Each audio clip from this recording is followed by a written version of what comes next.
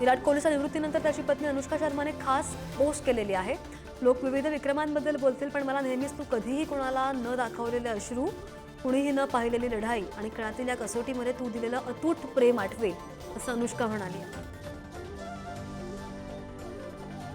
पाकिस्तानने भारतावर हल्ला केल्यानंतर पंजाब आणि दिल्ली यांच्यामधील IPLचा सामना रद्द करण्यात आलेला होता आणि त्यामुळे आता या सामन्याबद्दल BCCIने मोठा निर्णय घेतलाय. त्यामुळे पंजाब आणि दिल्ली यांच्यामधील सामना येत्या 24 मे रोजी जयपूरच्या मैदानावर खेळवला जाईल.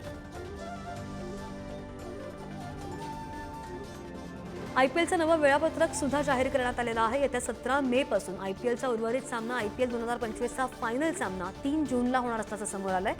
पण या वेळापत्रकामध्ये 4 सामने असे आहेत की जे कुठे होणार ते अद्यापही अस्पष्ट. भारताची रनमशीन विराट कोहलीने कसोटी क्रिकेटमधून निवृत्ती घेतली आहे. पण कसोटी क्रिकेटमधून निवृत्ती घेण्यापूर्वी विराट कोहलीने अजित आगरकर यांच्याकडे निवृत्ती घेण्याचा मानस बोलून दाखवला होता आणि त्यामुळे विराट कोहली भारताकडून फक्त वन डे क्रिकेट खेळणार आहे.